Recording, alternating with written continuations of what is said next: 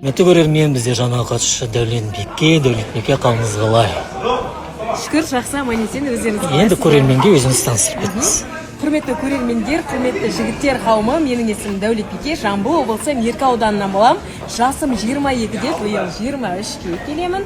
Менің жігітке қояр талаптарым таудай, арманым бөлек, талғам басқа десем де болады. Жалпы мені эфирдан көріп, мен осы қызға сай жігіт боламын. Ұлмекен, ертең сіздердің бұйырса Арнұр екеуіңіздің балапандарыңыз болса, есімін кім қояды?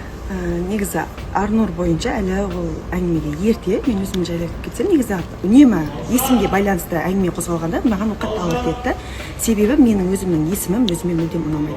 Яғни мен разы емеспін. Себебі енді мен атам қойған, әке шешем қойған деп айта алмаймын. Негізі өзіміздің отбасыда ұл болсын деп қояйық деген. Бірақ менің дәу мамам дейді ғой, яғни атамның Мысым, жігіттік мысым осы қызды басады деген жігіттер қауымы болса, ақшалы, қалталы, кәсіппен айналысатын бизнесмен жігіттер болса, келсеңіздер болады. Мен сіздерді күтемін. Жұлдызай, сіздің екі балапаныңыздың есімін кім қойды? Мен ата-енем сол сыйлағандықтан енді ата-енеме бердім.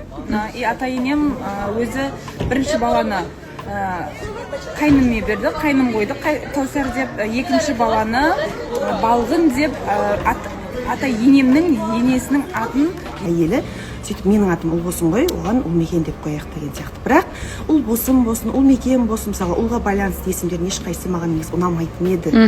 Сондықтан да айтқым келеді, жалпы ата енесі болсын, әке шешесі өздері сол балаға ауыр тимесе екен, сол болашағына зиян тимесе екен. Мысалы, жаңа айтамыз ғой, бір есім бұл бір тағдыр. Яғни ол есім тағдырға қатты әсер етеді. Сондықтан жаңа ауыр есім деп жатырмыз, жаңа Құраннан деп жатырмыз.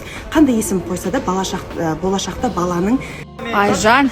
Ал құрметті көрермендер, кітап оқыңыздар, библиотекаға көп барыңыздар. Күшті болып тұрсын, күшті салдың, танатқанады ма? Таңатқанаған сияқты, осы шыққан номерлерден ең күшті сен болдың дейді ғой. Да. Барынша стараться еттік, таңаттың көңіне шығуға. Харизмамен алып тұрсың ғой, Айжан. Қалай барып келдің Астанаға? Астанаға жақсы барып келдім. Бір аптадай, жоқ 4-5 күндей болып қайттым. Саған қалдың ба эфирде? Енем қойды. Ой, қандай күшті.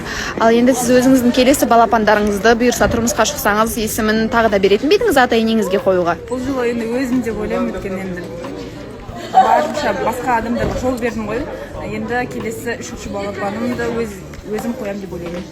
Бұйырса. Өтірік айтпай ақ қойыншы. Енді үміткер жоқ, не деп сахнасын жүрді, отырғаннан. Бұл жақтан бір сағынып іздеп келетін адам жоқ. Бірақ енді қатысушылардың осы аураны сағынады екенсің. Келдім, ответственность бар. Бітуде де кішкене аз уақыт қалды. Мүмкін бітейін деп жатқанда маған бір керемет үміткер келіп қалатын шығар. Көп күттірген ең күшті бір үміткер келер. Иә. Мынау образында көріп келіп қалса.